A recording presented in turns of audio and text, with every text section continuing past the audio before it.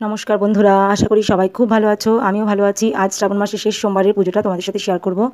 আমি আমার শিবলিঙ্গকে প্রথমে ঘি মাখিয়ে নিলাম, সামান্য ঘি মাখিয়ে নিলাম শিবলিঙ্গর গায়ে।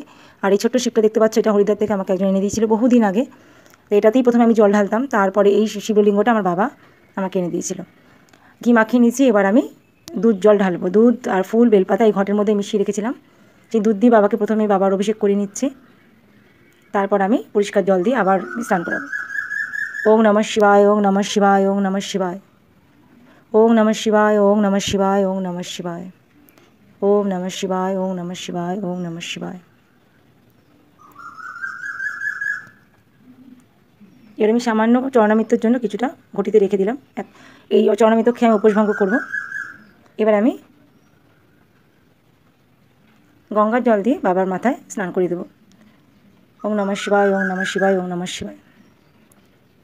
এবার আমি বাবাকে একটা গামছা দিয়ে সুন্দর করে বাবাকে মুছিয়ে পরিষ্কার করে শুকনো করে নেব।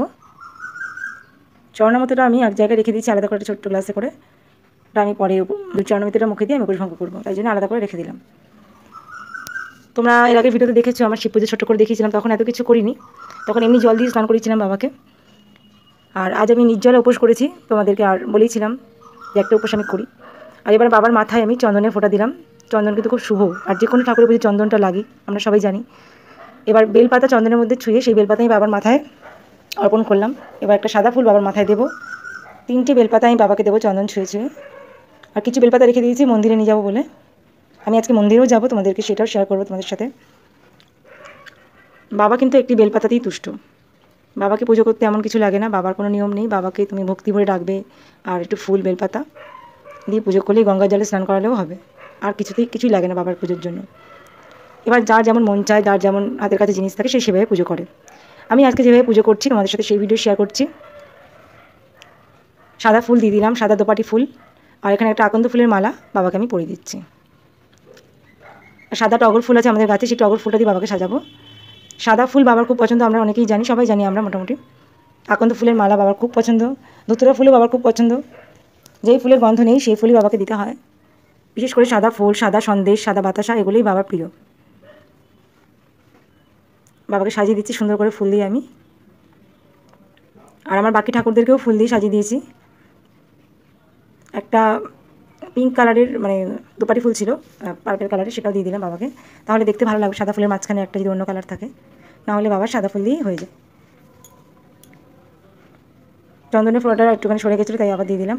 আর বেলপাতায় আমি রাম নাম লিখছি চন্দন দিয়ে, এটা আমি আগে জানতাম না, ইউটিউবের ভিডিও থেকে এটা জানতে পেরেছি আমি। বেলপাতার মধ্যে যদি রাম নাম লিখে দেওয়া যায়, বাবা নাকি খুব তুষ্ট হন ভক্তের ওপর, তাই জন্য আমি আজকে তাই করলাম। আর বাকি যে চন্দনটা ছিল সেগুলো সব ফুলের মধ্যে আমি ছিটিয়ে নিচ্ছি। এই ফুলগুলো আমি মন্দিরে নিয়ে যাবো আবার পুজো করতে। এবার বাবাকে আমি ফল অর্পণ করছি, ফল নিবেদন করছি। যে ফলগুলো আমি গোটা ফল দেবো বাবাকে, আজকে আমি 3 রকম ফল দিচ্ছি বাবাকে। একটা কলা আর পেয়ারা শশা দিয়ে বাবাকে নিবেদন করছি। 3টে বা 5টা আমি দিই ফল, অনেকে 7টাও দেয়, আমি 5টা দিই, নাহলে 3টে দিই। আর একটা থালা আর গ্লাসে জল দিয়েছি, একটা থালের মধ্যে সন্দেশ দিয়েছি, সাদা সন্দেশ, কালাকাঁদ যে সন্দেশগুলো হয় সেগুলো, আর কলা। আর এবার আমি সাদা বাতাসা নিয়েছি, সেই সাদা বাতাসাগুলো দিয়ে দেবো। আবার সাদা সন্দেশ, সাদা বাতাসা পছন্দ করেন, এটা শুনেছি আমি। এগুলো সবই বড়দের কাছ থেকে শেখা, সেগুলোই আমি সেই নিয়মগুলি মেনে চলার চেষ্টা করি, যেগুলো আমি জানি। এর বাইরেও হয়তো অনেক নিয়ম আছে, অনেক মন্ত্র আছে, আমি কোনো মন্ত্র জানি না বাবার, শুধু ওং নমঃ শিবায় এই মন্ত্রটাই জানি। তাই আমি আর কিছু না পারি, বারবার মনে মনে ওং নমঃ শিবায় বলি।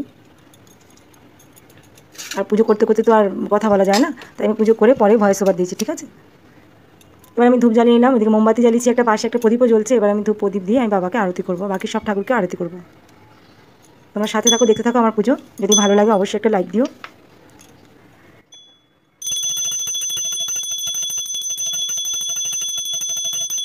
জয় বাবা ভোলানাথ। বাবা সবার মঙ্গল করো, বাবা জগতের মঙ্গল করো, সবাই যেন ভালো থাকে বাবা, সেই আশীর্বাদ করো তুমি। আমার কোনো ভুল হলে বাবা তুমি ক্ষমা করে দিও। আমি যেন যতদিন বাঁচি তোমার পুজো করতে পারি, শক্তি আমায় দাও।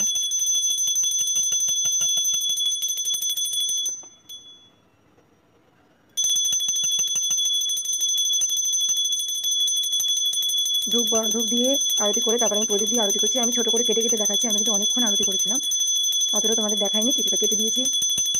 এরপর আমি কর্পূর দিয়ে আরতি করবো। কর্পূর কিন্তু ভীষণ ভালো পুজোর জন্য, কর্পূর দিয়ে আরতি করলে নেগেটিভিটি দূর হয় ঘরের। তাই জন্য অবশ্যই তোমরা যারা এখনও জানো না কর্পূর দিয়ে কর্পূর দিয়ে আরতি করে বাবার। জয় বাবা ভোলানাথের জয়, জয় বাবা শিব ঠাকুরের জয়, জয় বাবা মহাদেবের জয়, জয় বাবা জল্পেশ্বরের জয়।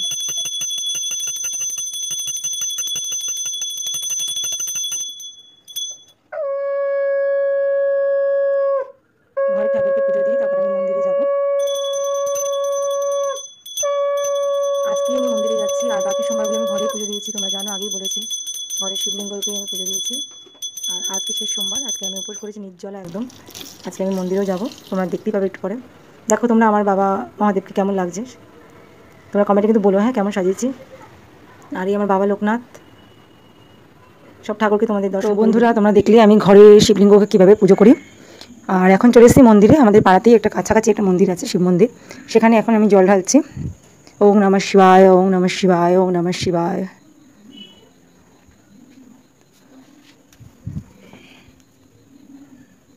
এক এক করে আমি শিব ঠাকুরকে, শিব বাবার ওপরে যে সাপ রয়েছে তাকেও, তার মাথায় জল দিলাম, ওদিকে ত্রিশূলের ওপর জল দিলাম। ফাঁকাই যাচ্ছে মন্দিরটা, আমি অনেক বেলায় এসেছি তো, সকালের দিকে খুব ভিড় হয়েছিল, অনেকেই পুজো দিতে এসেছিলো। আর আমি ইচ্ছে করে বেলায় এসেছি, তাহলে ভিড়টা কম হবে, তাই জন্য বাবার মাথায় বেলপাতা দিয়ে দিলাম।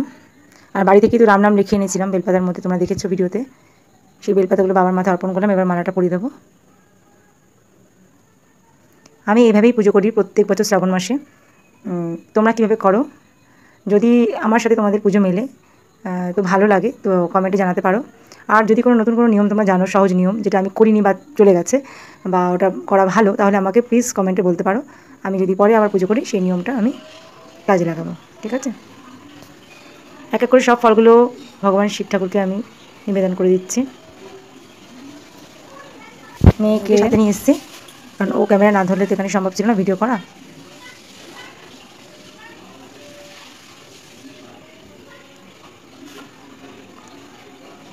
যত যাই নিয়ম করো, আসল হচ্ছে মনের ভক্তিটা। মনের ভক্তিটাই আসল, ভক্তি ভরে যে কোনো ঠাকুরকে ডাকলে সে সাড়া দেবেই। এবার আমি আরতি করবো একটু।